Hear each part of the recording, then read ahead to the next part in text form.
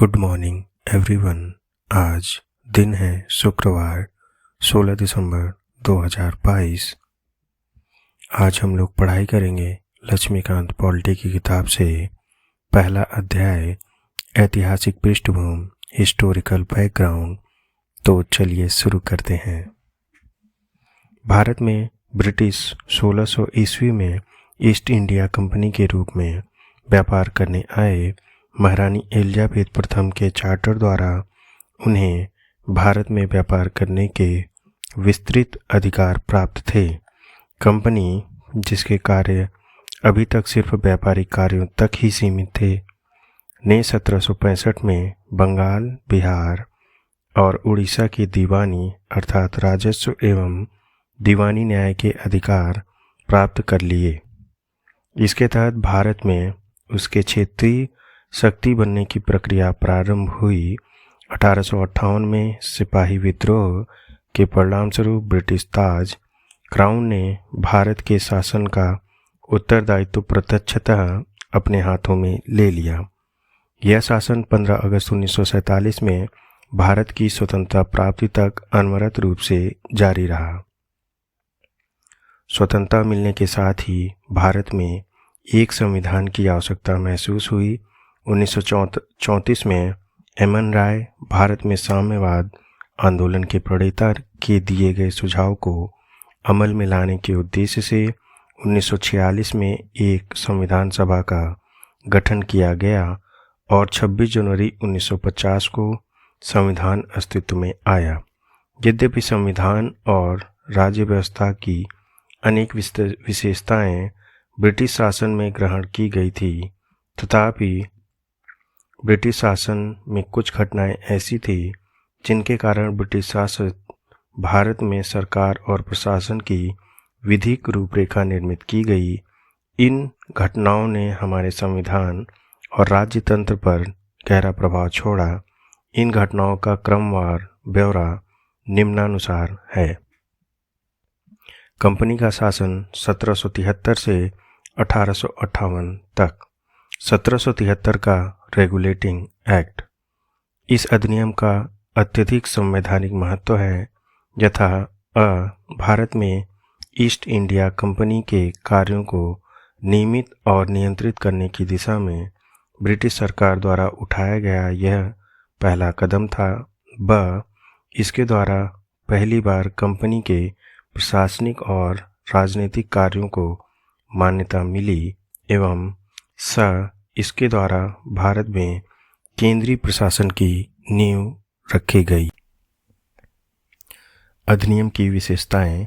इस अधिनियम द्वारा बंगाल के गवर्नर को बंगाल का गवर्नर जनरल पद नाम दिया गया एवं उसकी सहायता के लिए एक 4 सदस्यीय कार्यकारी परिषद का गठन किया गया। उल्लेखनीय है कि ऐसे पहले गवर्नर लॉर्ड वारेन हेस्टिंग थे। दूसरा, इसके द्वारा मद्रास एवं बम्बई के गवर्नर बंगाल के गवर्नर जनरल के अधीन हो गए, जबकि पहले सभी प्रेसिडेंसियों के गवर्नर एक दूसरे से अलग थे। तीसरा, अधिनियम के अंतर्गत कलकत्ता में 1774 में एक उच्चतम न्यायालय की स्थापना की गई, जिसमें मुख्य न्यायाधीश और 3 अन्य न्यायाधीश थे। चौथा, इसके तहत कंपनी के कर्मचारियों को निजी व्यापार करने और भारतीय लोगों से उपहार व रिश्वत लेना प्रतिबंधित कर दिया गया। पांचवा, इस अधिनियम के द्वारा ब्रिटिश सरकार का कोर्ट ऑफ डायरेक्टर कंपनी की गवर्निंग बॉडी के माध्यम से कंपनी पर नियंत्रण सशक्त हो गया। इसे भारत में इसके राजस्व, नागरिक और सैन्य मामलों की जानकारी ब्रिटिश सरकार को देना आवश्यक कर दिया गया। 1774 का Pitt's India act. Regulating act 1773 की कमियों को दूर करने के लिए ब्रिटिश संसद ने एक संशोधित अधिनियम 1781 में पारित किया, जिसे एक्ट ऑफ सेटलमेंट के नाम से भी जाना जाता है। इसके बाद एक अन्य महत्वपूर्ण अधिनियम पिट्स इंडिया एक्ट 1784 में अस्तित्व में आया। अधिनियम की विशेषताएं। पहला, इसने कंपनी के राजनीतिक और वाणिज्यिक कार्यों को पृथक पृथक कर दिया। दूसरा, इसके निदेशक मंडल को कंपनी के व्यापारिक मामलों के अधीक्षक की अनुमति तो दे दी गई, लेकिन राजनीतिक मामलों के प्रबंधन के लिए नियंत्रण बोर्ड ऑफ कंट्रोल नाम से एक नए निकाय की स्थापना की गई। इस प्रकार द्वैत शासन की व्यवस्था का शुभारंभ किया गया। तीसरा, नियंत्रण बोर्ड को यह शक्ति थी कि वह ब्रिटिश नियंत्रण भारत में सभी नागरिक, सैन्य, सरकार व राजस्व गतिविधियों का अधीक्षण एवं निरीक्षण करे। इस प्रकार यह अधिनियम दो कारणों से महत्वपूर्ण था। पहला, भारत में कंपनी के अधीन क्षेत्र को पहली बार ब्रिटिश आधिपत्य का क्षेत्र कहा गया। दूसरा, ब्रिटिश सरकार को भारत में कंपनी के कार्यों और इसके प्रशासन पर पूर्ण नियंत्रण प्रदान किया गया। 1833 का चार्टर अधिनियम। ब्रिटिश सरकार भारत के केंद्रीकरण की दिशा में यह अधिनियम निर्णायक कदम था। इस अधिनियम की विशेषताएं निम्नानुसार हैं। अधिनियम की विशेषताएं: पहला, इसने बंगाल के गवर्नर जनरल को भारत का गवर्नर जनरल बना दिया, जिसमें सभी नागरिक और सैन्य शक्तियां निहित थीं। इस प्रकार इस अधिनियम ने पहली बार एक ऐसी सरकार का निर्माण किया जिसका ब्रिटिश कब्जे वाले संपूर्ण भारतीय क्षेत्र पर पूर्ण नियंत्रण था। लॉर्ड विलियम बेंटिक भारत के प्रथम गवर्नर जनरल थे। दूसरा, इसने मद्रास और बम्बई के गवर्नरों को विधायिका संबंधी शक्ति से वंचित कर दिया। भारत के गवर्नर जनरल को पूरे ब्रिटिश भारत में विधायिका की असीमित शक्ति प्रदान की गई। इसके अंतर्गत पहले बनाए गए कानूनों को नियामक कहा गया और नए कानून के तहत बने कानून को एक्ट या अधिनियम कहा गया।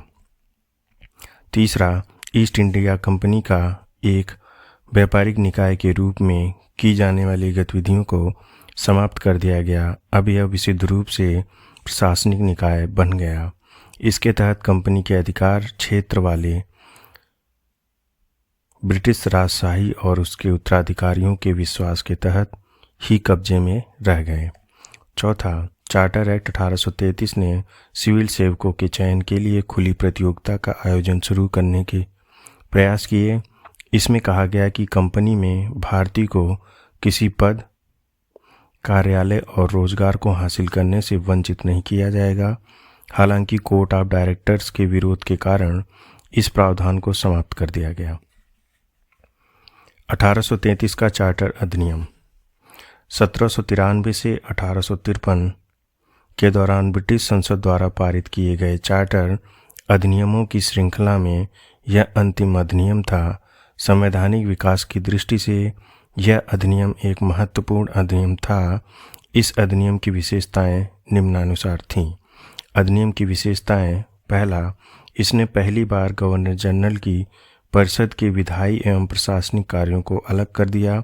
इसके तहत परिषद के 6 नए पार्षद और जोड़े गए। इन्हें विधान पार्षद कहा गया।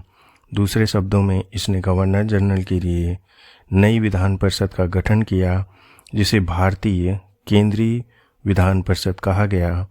परिषद की इस शाखा ने छोटी संसद की तरह कार्य किया। इसमें वही प्रक्रियाएं अपनाई गई जो ब्रिटिश संसद में अपनाई जाती थी। इस प्रकार विधायिका को पहली बार सरकार के विशेष कार्य के रूप में जाना गया, जिसके लिए विशेष मशीनरी और प्रक्रिया की जरूरत थी। दूसरा, इसने सिविल सेवकों की भर्ती एवं चयन हेतु खुली प्रतियोगिता व्यवस्था का शुभारंभ किया। इस प्रकार विशिष्ट सिविल सेवा भारतीय नागरिकों के लिए भी खोल दी गई और इसके लिए 1854 भारतीय सिविल सेवा के संबंध में मैकाले समिति की नियुक्ति की गई। तीसरा, इसने कंपनी के शासन को विस्तारित कर दिया और भारतीय क्षेत्र को इंग्लैंड राजशाही के विश्वास के तहत कब्जे में रखने का अधिकार दिया। लेकिन पूर्व अधिनियम के विपरीत इसमें किसी निश्चित समय का निर्धारण नहीं किया गया था। इससे स्पष्ट था कि संसद द्वारा कंपनी का शासन किसी भी समय समाप्त किया जा सकता था। चौथा, इसने प्रथम बार भारतीय केंद्रीय विधान परिषद में स्थानीय प्रतिनिधित्व प्रदान किया। गवर्नर जनरल की परिषद में 6 नए सदस्यों में से 4 का चुनाव बंगाल मद्रास, बम्बई और आगरा की स्थानीय प्रांतीय सरकारों द्वारा किया जाना था। ताज का शासन 1858 से 1947 तक। 1858 का भारत शासन अधिनियम इस महत्वपूर्ण कानून का निर्माण 1857 के विद्रोह के बाद किया गया, जिसे भारत का प्रथम स्वतंत्रता संग्राम या सिपाही विद्रोह भी कहा जाता है। भारत के शासन को अच्छा बनाने वाला अधिनियम नाम के प्रसिद्ध इस कानून ने ईस्ट इंडिया कंपनी को समाप्त कर दिया और गवर्नरों, क्षेत्रों और राजस्व संबंधी शक्तियां ब्रिटिश राजशाही को हस्तांतरित कर दी गईं। अधिनियम की विशेषताएं। पहला, इसके तहत भारत का शासन सीधे महारानी विक्टोरिया के अधीन चला गया। गवर्नर जनरल का पदनाम बदलकर भारत का वायसराय कर दिया गया। यह वायसराय भारत में ब्रिटिश ताज का प्रत्यक्ष प्रतिनिधि बन गया। लॉर्ड कैनिंग भारत के प्रथम वायसराय बने। दूसरा, इस अधिनियम ने नियंत्रण बोर्ड और निदेशक कोर्ट समाप्त कर भारत में शासन की द्वैत प्रणाली समाप्त कर दी। तीसरा, एक नए पद भारत के राज्य सचिव का सृजन किया गया, जिसमें भारतीय प्रशासन पर संपूर्ण नियंत्रण की शक्ति निहित थी। यह सचिव ब्रिटिश कैबिनेट का सदस्य था और ब्रिटिश अंततः संसद के प्रति उत्तरदायी था। चौथा, भारत सचिव की सहायता के लिए 15 सदस्यीय परिषद का गठन किया गया, जो एक सलाहकार समिति थी। परिषद का अध्यक्ष भारत सचिव को बनाया गया। पांचवा, इस कानून के तहत भारत सचिव की परिषद का गठन किया गया, जो एक निगमित निकाय थी और जिसे भारत और इंग्लैंड में मुकदमा करने का अधिकार था। इस पर भी मुकदमा किया जा सकता था। 1858 के कानून का प्रमुख उद्देश्य प्रशासनिक मशीनरी में सुधार था, जिसके माध्यम से इंग्लैंड में भारत सरकार का अधीक्षण और उसका नियंत्रण हो सकता था। इसने भारत में प्रचलित शासन प्रणाली में कोई विशेष परिवर्तन नहीं किया। 1861, 1892 और 1909 के भारत परिषद अधिनियम। 1857 की महान क्रांति के बाद ब्रिटिश सरकार ने महसूस किया कि भारत में शासन चलाने के लिए भारतीयों का सहयोग लेना आवश्यक है। इस सहयोग नीति के तहत ब्रिटिश संसद ने 1861, 1892, 1909 में 3 नए अधिनियम पारित किए। 1861 का भारत परिषद अधिनियम भारतीय संवैधानिक और राजनीतिक इतिहास में महत्वपूर्ण अधिनियम था। 1861 के भारत परिषद अधिनियम की विशेषताएं। पहला, इसके द्वारा कानून बनाने की प्रक्रिया में भारतीय प्रतिनिधियों को शामिल करने की शुरुआत हुई। इस प्रकार वायसराय कुछ भारतीयों को विस्तारित परिषद में गैर सरकारी सदस्यों के रूप में नामांकित कर सकता था। 1862 में लॉर्ड कैनिंग ने 3 भारतीय बनारस के राजा, पटियाला के महाराजा और सर दिनकर राव को विधान परिषद में मनोनीत किया। दूसरा, इस अधिनियम ने मद्रास और बम्बई प्रेसिडेंसियों को विधायी शक्तियां देकर पुनः विकेंद्रीकरण करने की प्रक्रिया की शुरुआत की। इस प्रकार इस अधिनियम ने रेगुलेटिंग एक्ट 1773 द्वारा शुरू हुई केंद्रीकरण की प्रवृत्ति को उलट दिया और 1833 के चार्टर अधिनियम के साथ ही अपने चरम पर पहुंच गया। इस विधायी विकास की नीति के कारण 1937 तक प्रांतों की संपूर्ण आंतरिक स्वायत्तता हासिल हो गई। तीसरा, बंगाल, उत्तर पश्चिम सीमा प्रांत तथा पंजाब में क्रमशः 1862, 1866 और 1897 में विधान परिषदों का गठन हुआ। चौथा, इसने वायसराय को परिषद में कार्य संचालन के लिए अधिक नियम और आदेश बनाने की शक्तियां प्रदान की। इसने लॉर्ड कैनिंग द्वारा 1859 में प्रारंभ की गई पोर्टफोलियो प्रणाली को भी मान्यता प्रदान की। इसके अंतर्गत वायसराय की परिषद का एक सदस्य एक या अधिक सरकारी विभागों का प्रभारी बनाया जा सकता था तथा उसे इस विभाग में काउंसिल की ओर से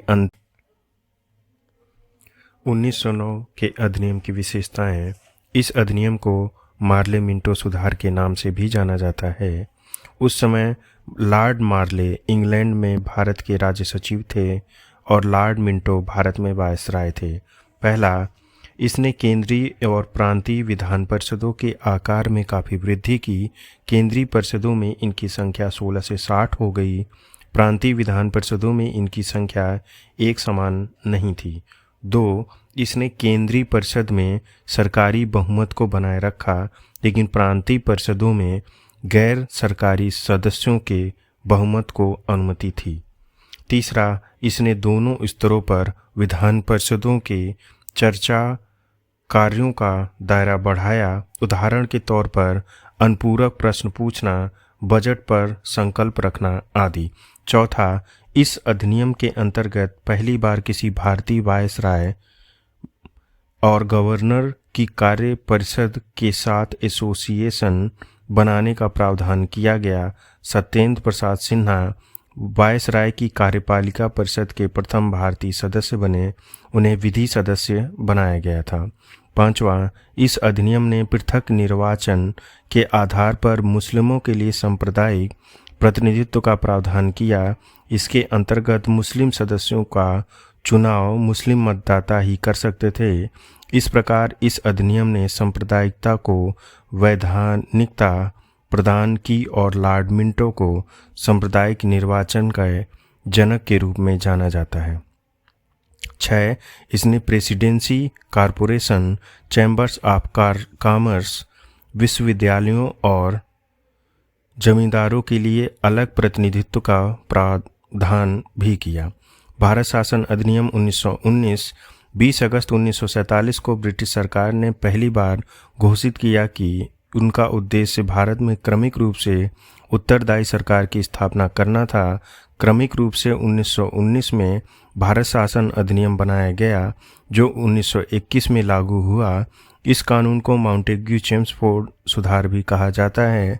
माउंटेग भारत के राज्य सचिव थे, जबकि चेम्सफोर्ड भारत के वायसराय थे। अधिनियम की विशेषताएं: पहला, केंद्रीय और प्रांतीय विषयों की सूची की पहचान कर एवं उन्हें पृथक कर राज्यों पर केंद्रीय नियंत्रण कम कर दिया गया। केंद्रीय और प्रांतीय विधान परिषदों को अपनी सूचियों के विषयों पर विधान बनाने का अधिकार प्रदान किया गया, लेकिन सरकार का ढांचा केंद्रीय और एकात्मक ही बना रहा। दूसरा, इसने प्रांतीय विषयों को पुनः 2 भागों में विभक्त किया, हस्तांतरित और आरक्षित। हस्तांतरित विषयों पर गवर्नर का शासन होता था और इस कार्य में उन मंत्रियों की सहायता लेता था जो विधान परिषद के प्रति उत्तरदायी थे। दूसरी ओर आरक्षित विषयों पर गवर्नर कार्यपालिका परिषद की सहायता से शासन करता था, जो विधान परिषद के प्रति उत्तरदायी नहीं थी। शासन की इस दोहरी व्यवस्था को द्वैध यूनानी शब्द डार्क आर्की से व्युत्पन्न शासन व्यवस्था कहा गया, हालांकि यह व्यवस्था काफ़ी हद तक असफल ही रही। तीसरा, इस अधिनियम ने पहली बार देश में द्विसदनीय व्यवस्था और प्रत्यक्ष निर्वाचन की व्यवस्था प्रारंभ की। इस प्रकार भारतीय विधान परिषद के स्थान पर द्विसदनीय व्यवस्था यानी राज्यसभा और लोकसभा का गठन किया गया। दोनों सदनों के बहुसंख्यक सदस्यों को प्रत्यक्ष निर्वाचन के माध्यम से निर्वाचित किया गया था। चौथा, इसके अनुसार वायसराय की कार्यकारी परिषद के 6 सदस्यों में से कमांडर इन चीफ को छोड़कर 3 सदस्यों का भारतीय होना आवश्यक था। 5वां, इसने सांप्रदायिक आधार पर सिखों, भारतीय ईसाइयों, आंग्ल भारतीयों और यूरोपियों के लिए पृथक निर्वाचन के सिद्धांत को विस्तारित कर दिया। 6वां, इस कानून ने संपत्ति कर या शिक्षा के आधार पर सीमित संख्या में लोगों को मताधिकार प्रदान किया।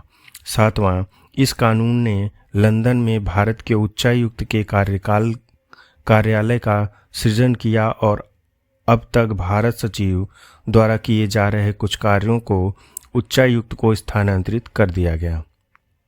8वां, इसने एक लोक सेवा आयोग का गठन किया गया, अतः 1926 में सिविल सेवकों की भर्ती के लिए केंद्रीय लोक सेवा आयोग का गठन किया गया। 9वां, इसने पहली बार केंद्रीय बजट को राज्यों के बजट से अलग कर दिया और राज्य विधानसभाओं को अपना बजट स्वयं बनाने के लिए अधिकृत कर लिया। 10वां, इसके अंतर्गत एक वैधानिक आयोग का गठन किया गया जिसका कार्य 10 वर्ष बाद जांच करने के बाद अपनी रिपोर्ट प्रस्तुत। साइमन आयोग। ब्रिटिश सरकार ने नवंबर 1927 में यानी निर्धारित समय से 2 वर्ष पूर्व ही नए संविधान में भारत की स्थिति का पता लगाने के लिए सर जॉन साइमन के नेतृत्व में 7 सदस्यीय वैधानिक आयोग के गठन की घोषणा की। आयोग के सभी सदस्य ब्रिटिश थे, इसलिए सभी दलों ने इसका बहिष्कार किया। आयोग ने 1930 में अपनी रिपोर्ट पेश की तथा द्वैत शासन प्रणाली, राज्यों में सरकारों का विस्तार, ब्रिटिश भारत के संघ की स्थापना एवं संघीय निर्वाचन व्यवस्था को जारी रखने आदि की सिफारिशें की। आयोग के प्रस्ताव पर पुनः विचार करने के लिए ब्रिटिश सरकार ने ब्रिटिश भारत और भारतीय रियासतों के प्रतिनिधियों के साथ 3 गोलमेज सम्मेलन किए। इन सम्मेलनों में हुई चर्चा के आधार पर संवैधानिक सुधारों पर एक श्वेत पत्र तैयार किया गया जिसे विचार के लिए ब्रिटिश संसद की संयुक्त प्रवर समिति के समक्ष रखा गया। इस समिति की सिफारिशों को कुछ संशोधनों के साथ भारत परिषद अधिनियम 1935 में शामिल कर दिया गया। सांप्रदायिक अवार्ड। ब्रिटिश प्रधानमंत्री रेमजे मैकडोनाल्ड ने अगस्त 1932 में अल्पसंख्यकों के प्रतिनिधित्व पर एक योजना की घोषणा की। इसे कम्युनल अवार्ड या सांप्रदायिक अवार्ड के नाम से जाना गया। अवार्ड ने न सिर्फ मुस्लिमों, सिख, ईसाइयों, यूरोपियनों और आंग्ल भारतीयों के लिए अलग निर्वाचन की व्यवस्था का विस्तार किया, बल्कि इसे दलितों के लिए भी विस्तारित कर दिया गया। दलितों के लिए अलग निर्वाचन व्यवस्था से गांधी बहुत व्यथित हुए और उन्होंने अवार्ड में संशोधन के लिए पूना की यरवदा जेल में अनशन प्रारंभ कर दिया। अंततः कांग्रेस नेताओं और दलित नेताओं के बीच एक समझौता हुआ जिसे पूना समझौते के नाम से जाना गया। इसमें संयुक्त हिंदू निर्वाचन व्यवस्था को बनाए रखने और दलितों के लिए स्थान भी आरक्षित कर दिया गया। भारत शासन अधिनियम 1935। यह अधिनियम भारत के पूर्ण उत्तरदायी सरकार के गठन की एक मील का पत्थर साबित हुआ। यह एक लंबा और विस्तृत दस्तावेज था जिसमें 321 धाराएं और 10 अनुसूचियां थीं। अधिनियम की विशेषताएं। इसने अखिल भारतीय संघ की स्थापना की जिसमें राज्य और रियासतों का एक इकाई के रूप में माना गया। अधिनियम ने केंद्र और इकाइयों के बीच 3 सूचियां, संघीय सूची 59 विषय, राज्य सूची 54 विषय, समवर्ती सूची दोनों के लिए 36 विषय के आधार पर शक्तियों का बंटवारा कर दिया गया।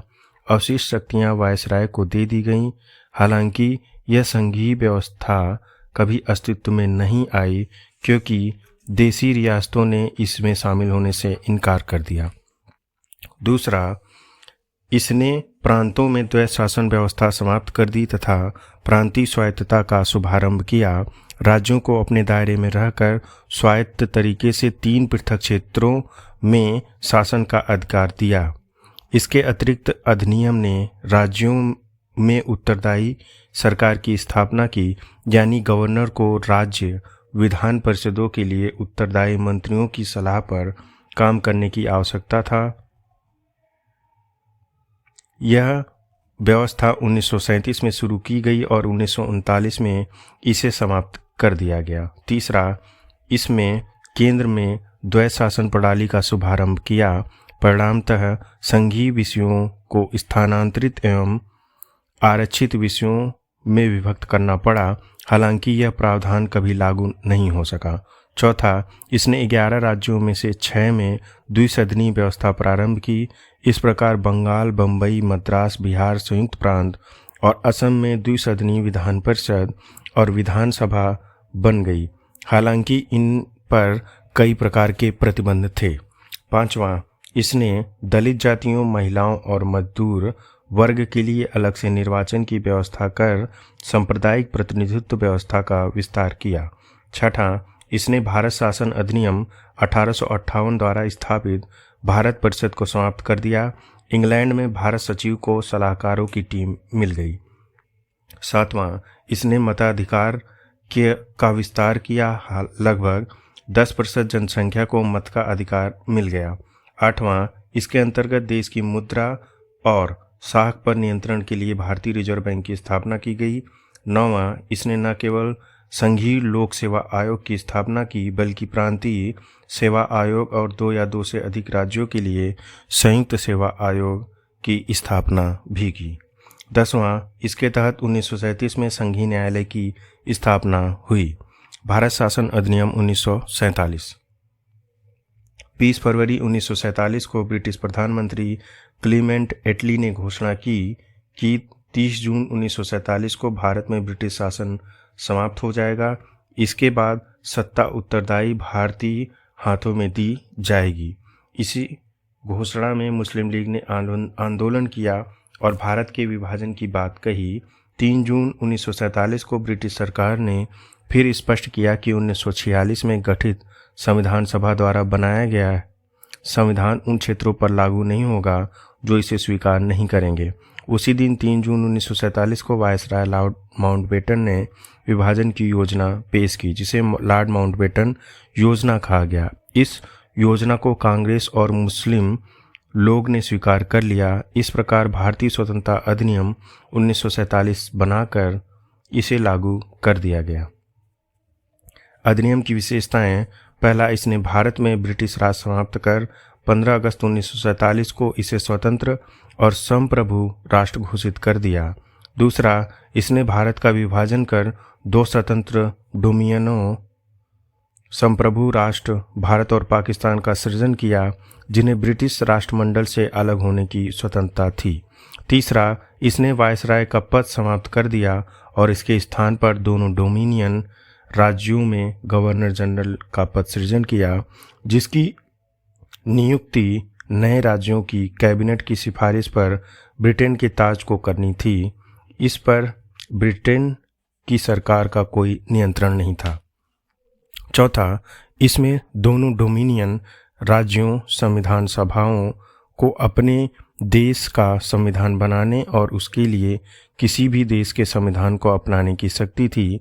सभाओं को यह भी शक्ति थी कि वे किसी भी ब्रिटिश कानून को समाप्त करने के लिए कानून बना सकती थी, यहाँ तक कि उन्हें स्वतंत्रता अधिनियम को भी निरस्त करने का अधिकार था। पांचवां, इसमें दोनों डोमिनियन राज्यों को संविधान सभाओं को यह शक्ति प्रदान की गई कि वे नए संविधान का निर्माण एवं कार्यान्वित होने तक अपने अपने संबंधित क्षेत्रों के लिए विधानसभा बना सकती थी। 15 अगस्त 1947 के बाद ब्रिटिश संसद में पारित हुआ कोई भी अधिनियम दोनों डोमिनियन पर तब तक लागू नहीं होगा जब तक कि दोनों डोमिनियन इस कानून को मानने के लिए कानून नहीं बना लेंगे। छठा, इस कानून ने ब्रिटेन में भारत सचिव का पद समाप्त कर दिया। इसकी सभी शक्तियां राष्ट्रमंडल मामलों के राज्य सचिव को स्थानांतरित कर दी गईं। सातवां, इसने 15 अगस्त 1947 से भारतीय रियासतों पर ब्रिटिश संप्रभुता की समाप्ति की भी घोषणा की। इसके साथ ही आदिवासी क्षेत्र समझौता संबंधों पर भी ब्रिटिश हस्तक्षेप समाप्त हो गया। आठवां, इसने भारतीय रियासतों को यह स्वतंत्रता दी कि वे चाहे तो भारतीय डोमिनियन या पाकिस्तान डोमिनियन के साथ मिल सकती हैं या स्वतंत्र रह सकती हैं। नौवां, इस अधिनियम ने नया संविधान बनाने के लिए प्रत्येक डोमिनियन में शासन संचालित करने तथा भारत शासन अधिनियम 1935 के तहत उनकी प्रांतीय सभाओं में सरकार चलाने की व्यवस्था की। हालांकि दोनों डोमिनियन राज्यों को इस कानून में सुधार करने का अधिकार था। 10वां, इसने ब्रिटिश शासक को विधेयकों पर मताधिकार और उन्हें स्वीकृत करने के अधिकार से वंचित कर दिया, लेकिन ब्रिटिश शासक के नाम पर गवर्नर जनरल को किसी भी विधेयक को स्वीकार करने का अधिकार प्राप्त था। 11वां, इसके अंतर्गत भारत के गवर्नर जनरल एवं प्रांतीय गवर्नरों को राज्यों का संवैधानिक प्रमुख नियुक्त किया गया। इन्हें सभी मामलों पर राज्यों के मंत्रिपरिषद के परामर्श पर कार्य करना होता था। 12वां, इसने शाही उपाधि से भारत का सम्राट शब्द समाप्त कर दिया। 13वां, इसने भारत के राज्य सचिव द्वारा सिविल सेवा में नियुक्तियां करने और पदों में आरक्षण देने की प्रणाली समाप्त कर दी। 15 अगस्त 1947 से पूर्व के सिविल सेवा कर्मचारियों को वही सुविधाएं मिलती रहीं जो उन्हें पहले से प्राप्त थीं। 14 से 15 अगस्त 1947 की मध्यरात्रि को भारत में ब्रिटिश शासन का अंत हो गया और समस्त शक्तियां दो नए स्वतंत्र डोमिनियनों भारत और पाकिस्तान को स्थानांतरित कर दी गई। लॉर्ड माउंटबेटन नए डोमिनियन भारत में के प्रथम गवर्नर जनरल बने। उन्होंने जवाहरलाल नेहरू की भारत के पहले प्रधानमंत्री के रूप में शपथ दिलाई। 1946 में बनी संविधान सभा को स्वतंत्र भारतीय डोमिनियन की संसद के रूप में स्वीकार कर लिया गया।